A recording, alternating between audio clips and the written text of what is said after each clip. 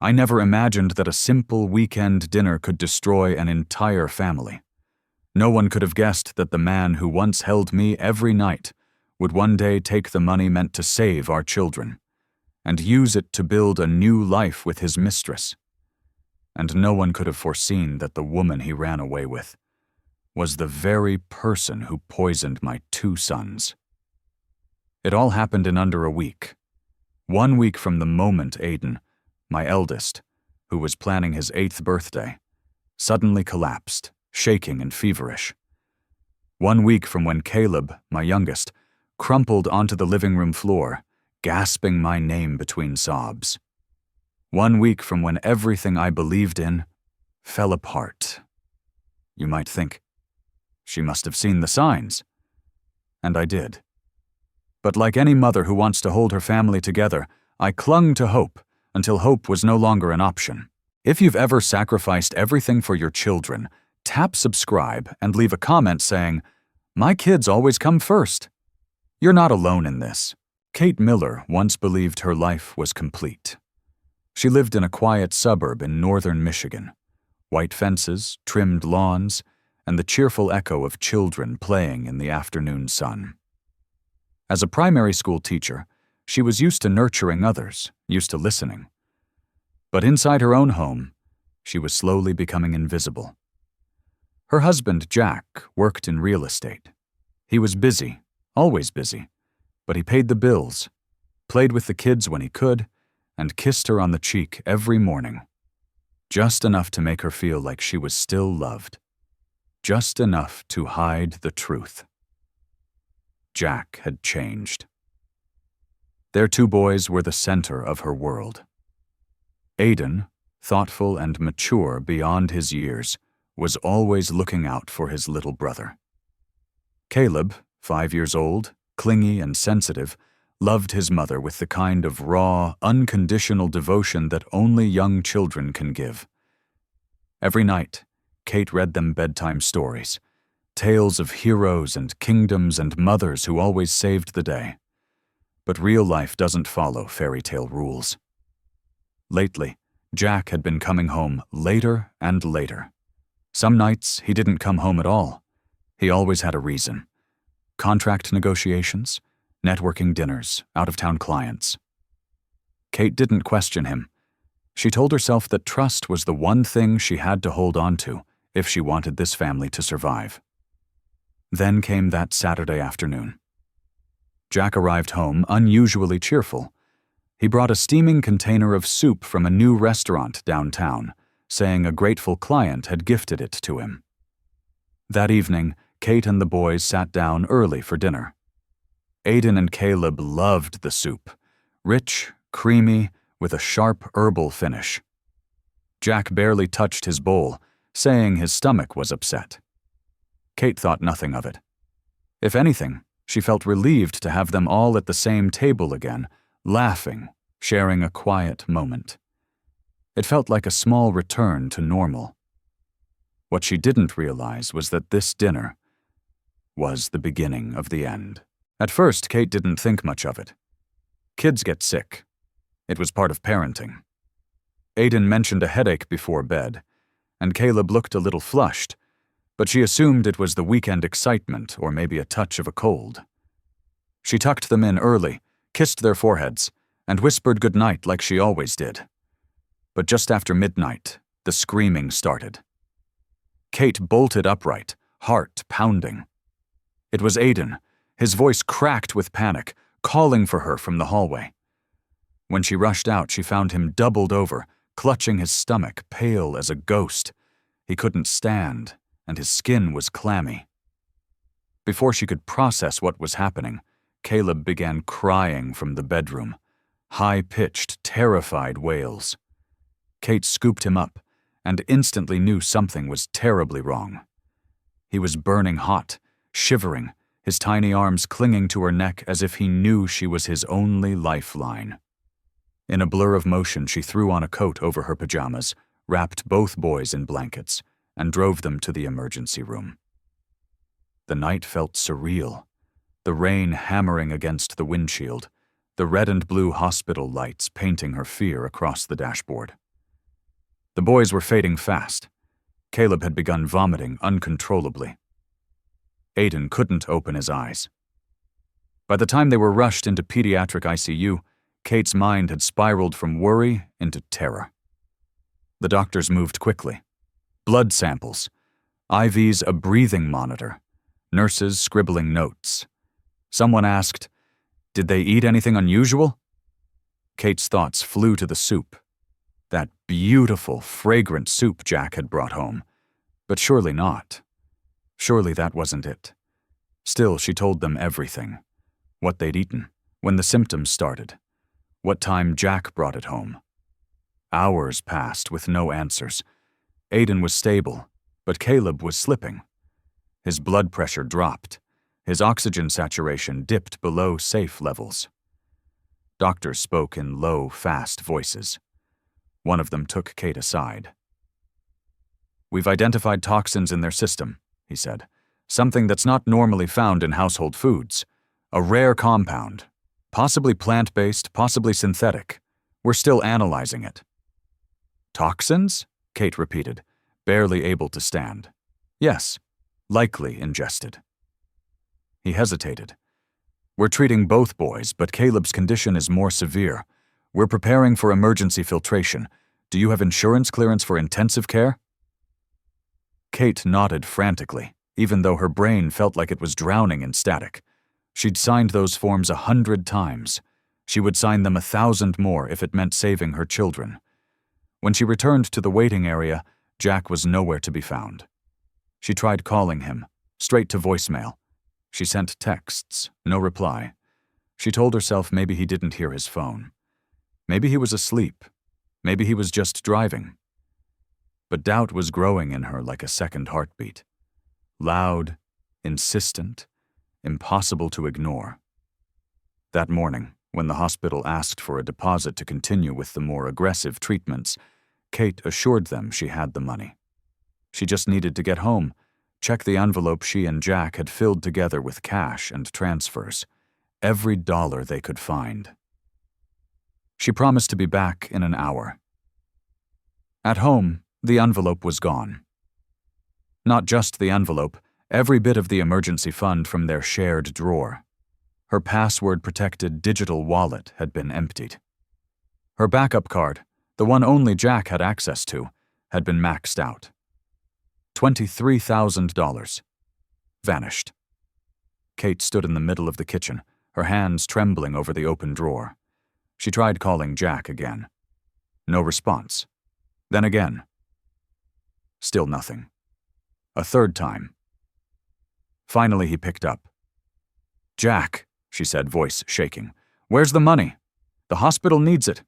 Caleb, he's not breathing right. They need to start filtration now. Where is it?" There was a long pause on the other end. And then Jack's voice came through, quiet, uneven. I had to use it." "What do you mean, had to?" she asked, cold blooming across her chest. Nina needed help. It was urgent. We had to place a deposit on—" "Did you just say Nina?" Kate's voice rose. "You took our children's treatment money and gave it to her?" "She didn't ask. It's just, she found a place. For us. We're going to move in. It's a new start." It took her a moment to speak again. "A new start?" she whispered. "I'm sorry," Jack mumbled. Kate's knees gave out. She sat down on the kitchen floor, the phone still pressed to her ear. The man she had trusted. The man who had helped her bring life into the world. The man she had waited up for, defended to friends, forgiven again and again for his absence. He had stolen from their dying children. For another woman. A woman who, now that she thought about it, had shown up at their house once when Kate was away visiting her mother.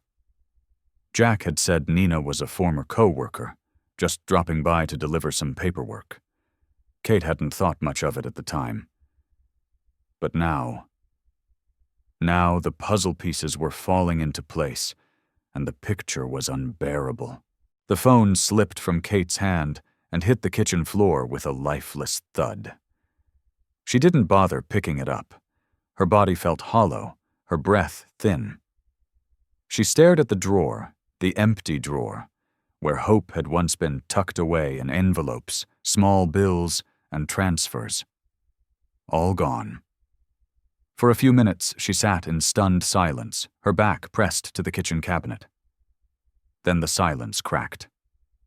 A quiet sound, almost imperceptible, escaped her lips. And then came the sobs, raw, gasping, helpless. She didn't cry just because the money was gone. She cried because the illusion was gone.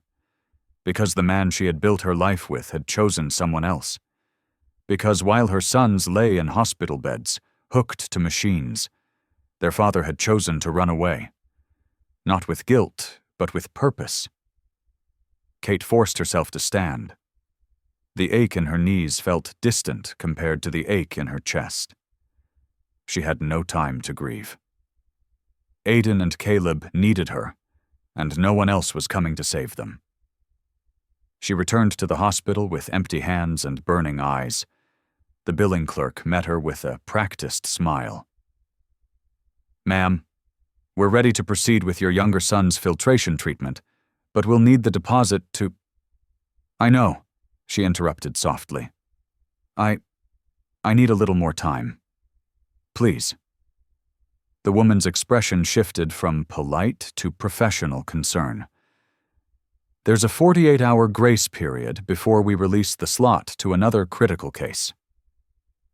48 hours. 2 days to come up with money that no longer existed. Kate nodded, walked away, and headed straight to the waiting area. She sat, clutching her phone like it might bite her. She texted old friends she hadn't spoken to in years. She messaged former co-workers, even ex-boyfriends. She reached out to her estranged aunt in Texas. Some replied with sympathy. A few promised small transfers, but no one had the kind of money she needed. By midnight, she was pacing the hallway like a ghost. That's when Dr. Evan Liu approached, pediatric ICU specialist, calm and observant. He had been overseeing Aiden's chart, checking Caleb's updates, always with quiet competence. "You haven't slept," he said gently. She shook her head. "I can't." "May I sit?" She nodded. They sat in silence for a beat, the hum of machines echoing faintly through the corridor. "I reviewed your boy's labs," Dr. Liu said. "The toxin appears to be a variant of atropine, but laced with a synthetic stabilizer. That's not something you find in the average kitchen. You said your husband brought home the meal?"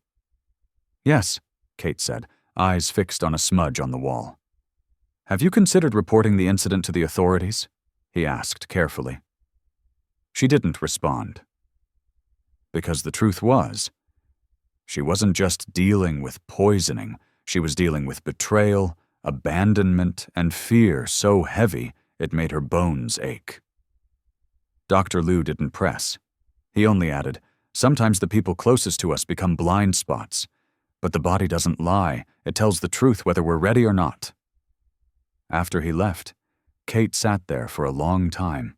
His words echoed in her mind. The body tells the truth. Her boys' small, fevered bodies had screamed the truth the moment they collapsed. And Jack? Jack had made his truth clear with a bank transfer and a one-way flight with Nina. By morning, the hospital had extended her 48-hour deadline by another 24, not because policy allowed it, but because Dr. Liu quietly vouched for her. That kindness pushed her forward. It reminded her that not everyone was cruel. She sold her wedding ring, then her laptop. She pawned the silver bracelet her late mother had given her. She applied for 3 personal loans. 2 were denied. The third was approved with an interest rate high enough to make her stomach turn. Still not enough. At 3 a.m., she opened an anonymous crowdfunding page. She titled it, "Help Me Save My Sons," and uploaded a photo of Aiden and Caleb taken last Christmas, matching sweaters, chocolate on their cheeks, eyes bright with life. Then she told the truth. The full truth. No shame, no protection for the man who abandoned them. She told the internet everything. The post spread faster than she expected. Strangers donated $5, $10, $20. Some shared it to their networks. Messages of support began pouring in. Single moms, survivors, even people who couldn't help financially wrote that they were praying for her. It didn't solve everything, but it gave her something she hadn't felt in days. Not hope, not yet. But momentum. Meanwhile, Jack and Nina had disappeared. Kate tracked the bank withdrawal to a deposit made on a luxury condo in Chicago. Not even in their names. Nina's friend had placed the down payment to avoid Jack's name showing up in the system. But Kate wasn't interested in revenge. Not now. What she wanted was accountability. And her children. That same day, the lab results came back. The poison used was not commercially available. It had to be synthesized. Kate had never felt more alone, and yet more awake. The kind of clarity that comes when you realize no one is coming. No husband, no family, no miracle, just her and the clock. Aiden's condition had stabilized, but Caleb's oxygen levels were dropping again. Every beep from the ICU monitor cut through her like a blade. The grace period was running out. The hospital had been kind, but policy was policy. She had 36 hours left to produce the full payment. Her crowdfunding campaign had gained traction, but with high medical costs and emergency equipment involved, she was still several thousand short. She couldn't wait for sympathy. She needed solutions. Kate printed flyers during her lunch break at a corner print shop. She handed them out on the subway, at supermarkets, even on sidewalks in the pouring rain. "Help me save my sons," printed in bold across the top. Some people took them. Most didn't. A few smiled politely. One woman said, "This is heartbreaking," and walked away. Kate didn't cry, not this time. She sold the last valuable she owned, her mother's engagement brooch. The pawnshop offered her a third of what it was worth. She didn't hesitate. She went to the bank and took out a high-interest payday loan. Predatory, the clerk called it. "You'll be paying this off for years," he warned. Kate nodded. "If my son lives, I'll pay forever." That night, she returned to the hospital with a plastic envelope full of receipts, bills, and crumpled cash. When the billing clerk saw the total, her expression softened. "We can begin tomorrow morning."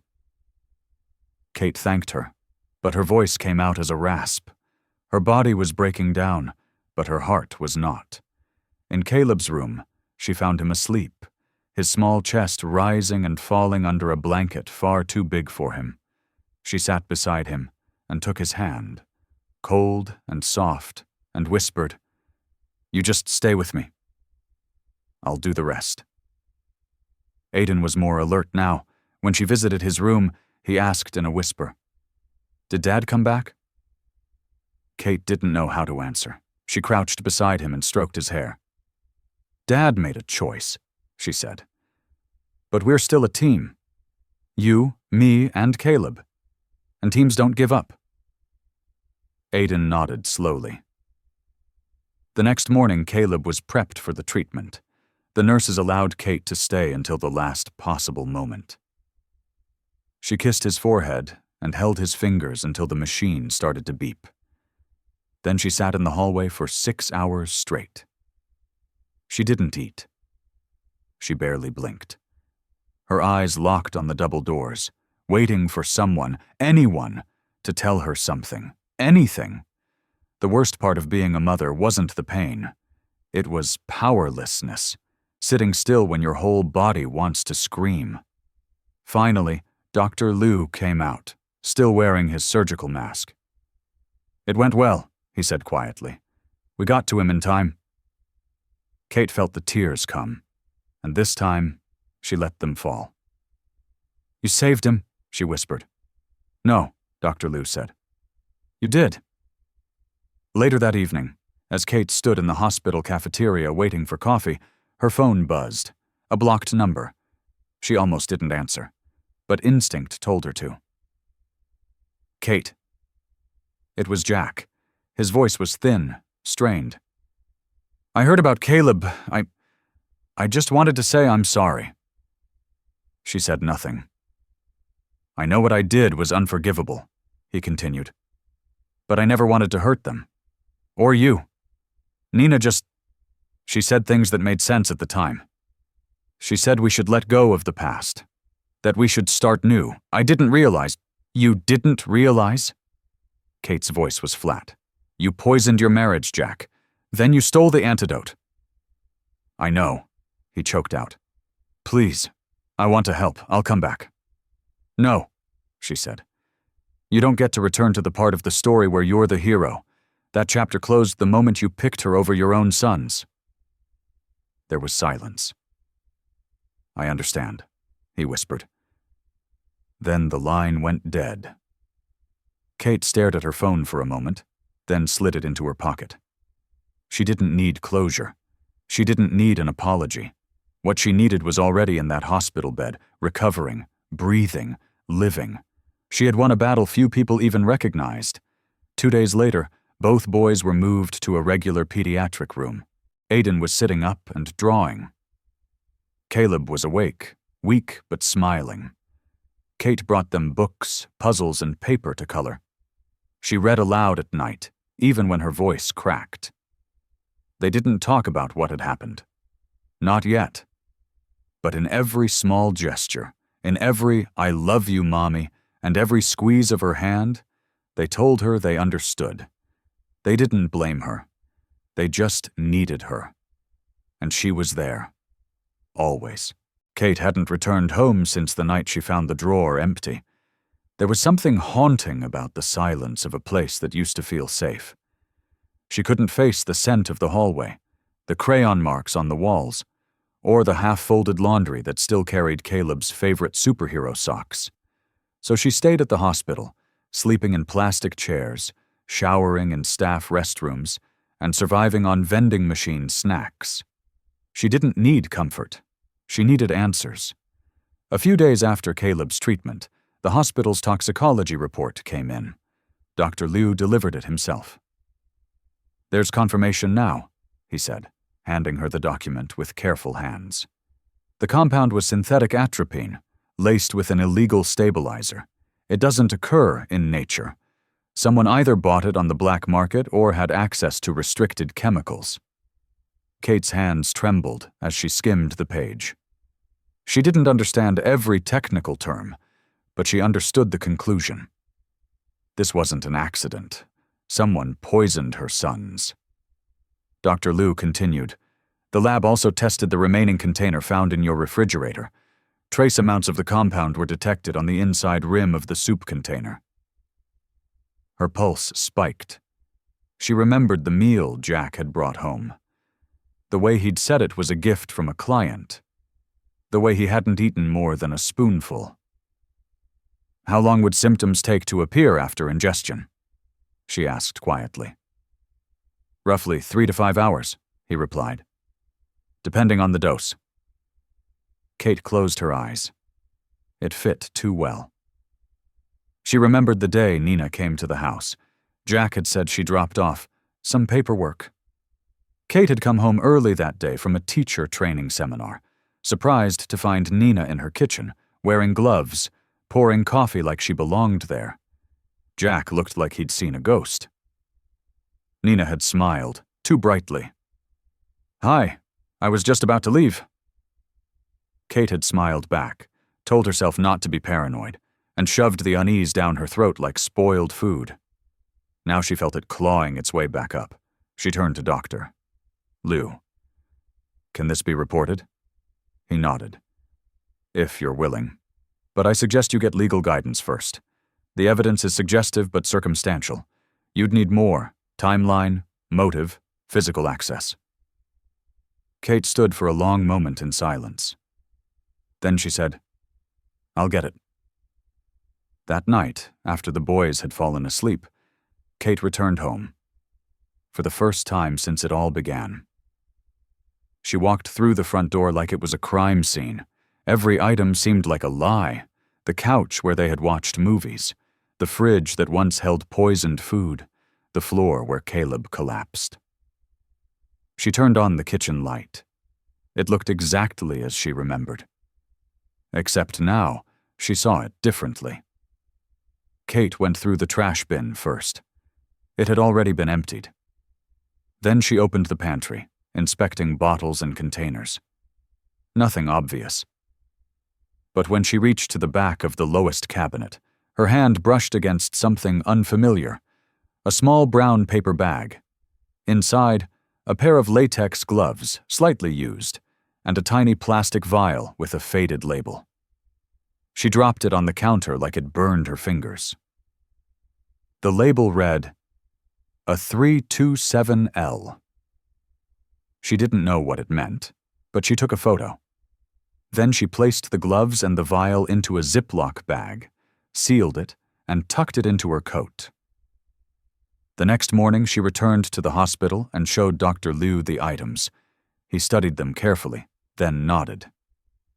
That code, a 327L, it matches the stabilizer in the toxicology report. Kate's jaw clenched. Dr. Liu asked, "Have you contacted the police?" "Not yet," she said. "I wanted to be sure." "You are now." It was a Tuesday afternoon when she filed the report. The police officer at the desk listened to her carefully, reviewed the photos, took notes. They scheduled a follow-up meeting with the detective. She turned in the evidence for analysis. They said they'd reach out within 72 hours. But Kate couldn't wait. She needed to see Nina. Face to face. Through a friend who still worked in real estate, Kate found out where Nina was living. The luxury condo Jack had helped fund, the one that cost Kate her children's treatment money. She showed up unannounced. The lobby was glass and steel and fake smiles. She told the doorman she was there to see Nina Fox for a client matter. He let her through. When Nina opened the door, she didn't look surprised. If anything, she looked smug. "Kate," she said, cocking her head, "I was wondering when you'd show up." Kate stared at her. "You poisoned my sons." Nina's smile didn't falter. "You'll need proof if you're going to throw around accusations like that." "I have it." Something flickered behind Nina's eyes. Fear? Disbelief? Kate continued, her voice low. "Gloves, a vial, traces on the soup container, the timeline, your visit to my house. I've turned it all in." Nina's smirk cracked. "You're bluffing." Kate leaned. Jack hadn't expected to see her. When he opened the door to the temporary apartment he was now living in, far humbler than the condo he and Nina had planned, he froze like a man caught mid-lie. His once crisp collar was wrinkled, and he hadn't shaved in days. The bags under his eyes hinted at sleepless nights, but Kate felt nothing for them. He opened his mouth to speak, but she raised a hand. "I'm not here to argue," she said, voice firm. "I'm here to finish this." Jack stepped aside, letting her in like a ghost he knew would come. The apartment was bare. No pictures, no warmth. The air was heavy with unspoken things. Kate walked in slowly, then turned to face him. "The boys are recovering. Caleb nearly died, but he didn't." Jack looked down. She continued.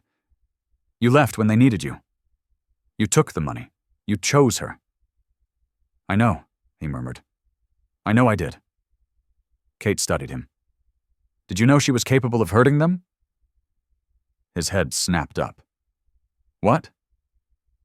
"Nina," she said slowly. "Did you know she had access to toxic compounds? Did you know she entered our home alone, days before the poisoning?" Jack's mouth opened, then closed. His face turned pale. "I thought she was just upset with how I was still connected to the kids," he said. "She always said things like, 'You need to cut the cord. You can't build something new if you're dragging around the past.'" "I didn't know she'd..." You didn't want to know, Kate said, because knowing would have made you responsible. There was silence. Jack sank onto the edge of the couch, hands shaking. I thought we were starting over. I didn't know it would cost so much. Kate didn't move. Her voice was steady, but her eyes were sharp. You didn't just betray me, you betrayed your sons, and now Nina will answer for what she's done. His eyes widened. The police? Kate nodded. Toxicology confirmed everything. Evidence has been submitted. The vial, the gloves, the timeline. Surveillance footage shows her entering our house alone. It's only a matter of time now. Jack looked sick. I didn't mean for this. I believe you, she said, but meaning nothing while doing everything wrong doesn't make you innocent. You're a coward, Jack, and cowards don't get to call themselves fathers. He didn't respond. There was nothing left to say.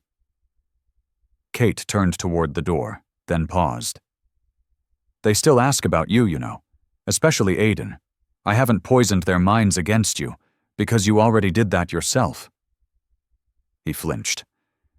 And when they're old enough, she added, I'll tell them everything, not to make them hate you, but so they'll never make the mistake of becoming like you. With that, she left. 2 days later, Nina was arrested. It wasn't dramatic. No sirens, no cuffs on a crowded sidewalk. She was taken quietly, questioned for hours, then charged with possession and suspected administration of a toxic compound with intent to harm a minor. The media didn't cover it, yet, but the legal papers spoke loud enough. Kate sat outside the courthouse when the news came in. She didn't smile, she didn't cheer. She simply exhaled for the first time in weeks. Justice didn't feel like a parade. It felt like stillness after a storm. The hospital discharged Caleb 3 days later. He was weak but smiling, a bit slower with his steps, but eager to return to his toys and his books. Aiden helped carry his backpack. Kate had packed their few remaining things into a used SUV she bought with the last of her savings. Not much, but it worked. They moved into a small rental on the edge of town. 2 bedrooms, old carpet, but clean and quiet. The boys didn't complain. They set up their bunk beds together, hung drawings on the walls, and helped her unpack every box. That first night, the 3 of them had soup again. This time, homemade. Caleb asked, "Is it safe?" Kate knelt beside him and smiled. "Yes, baby. I made it with my own 2 hands." He nodded and took a bite. Aiden added softly, "You didn't just make soup, Mom. You saved us."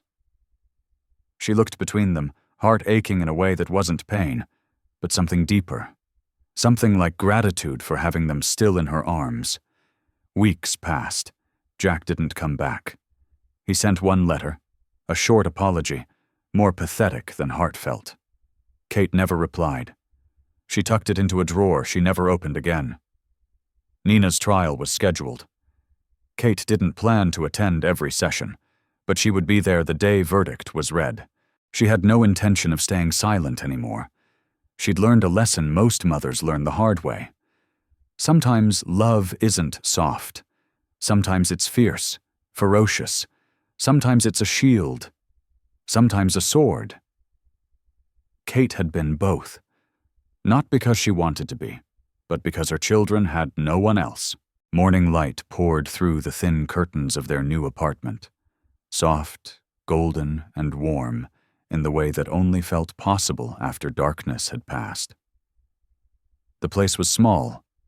The carpet was stained in places. The water took a few minutes to heat. But to Kate and her sons, it was more than enough. They were together. Aiden had started sketching again. On sheets of lined notebook paper, he drew little comic strips. One about a superhero mom with fire in her eyes and a cape made of stars. Caleb had learned to say filtration, like it was some kind of secret weapon. He told people his mommy fixed his blood with science and hugs. Kate had returned to teaching part-time. Her co-workers welcomed her back with gentle smiles and a gift card to the grocery store. It was more kindness than she expected, and it filled something in her chest that had long felt hollow. Most days were quiet, and for once, Kate was thankful for quiet. There were still moments of fear, when Caleb coughed too hard, or when Aiden flinched at a hospital scene on TV. But they were fading, slowly. The boys didn't ask about Jack anymore. Not because they forgot, but because they no longer felt his absence like a wound. It was just a missing piece they learned to walk around. Kate allowed herself small joys. Cooking again, reading in silence, folding her son's clothes without dreading who might not get to wear them next week. She received a letter from the county a few weeks after the trial began. Nina's legal team had requested a deal, but prosecutors were confident. Kate wasn't concerned about the length of the sentence. What mattered was the truth had been spoken, out loud, in court, under oath. It couldn't be hidden anymore, not buried under expensive perfume or forced smiles. Aiden once asked, "Will she go away forever?" Kate answered honestly, "I don't know, honey, but we don't have to be afraid of her anymore." And that was enough. One afternoon, the three of them sat in the park. Aiden read a comic under the shade of an oak tree, and Caleb sat beside Kate, feeding crumbs to a pushy squirrel. The sun was strong, but not punishing. Caleb leaned against her side. "Mom?" "Yes?" "Is this our new home now?" Kate looked around. She saw more than benches and trees. She saw peace. She saw possibility. She saw life continuing, not the same as before, but maybe better in the ways that counted. "It is," she said. "Wherever we're together, that's home." He nodded solemnly, as if that were the most logical truth in the world. That night, after the boys had fallen asleep, Kate stood by their bedroom door and watched them. Aiden had one arm flung over the side of the bunk bed. Caleb snored softly, curled around his favorite stuffed fox. In the dim light, they looked so small, and yet so brave. Kate returned to the living room and sat down with a journal she had barely touched for months. She opened to a blank page, and finally she wrote, "I thought I'd lost everything. But what I really lost was the illusion that someone else would protect my children better than I could. The man I trusted walked away when it mattered most. And the woman he walked toward, well, she tried to erase us. But we're still here." The truth came out. Justice took its course, and I learned something I never wanted to learn. But now I'm glad I did. I don't need a perfect house. I don't need a partner to complete me. I don't need to be rescued, because I'm the storm and the shelter, the sword and the shield, the mother and the miracle. My boys are safe. We are healing. We are free. Kate closed the journal, turned off the light, and whispered into the darkness, "Now, we begin again." And this time, she wasn't afraid. Not of loneliness, not of starting over, and definitely not of the silence. Because she knew it was finally safe to exhale.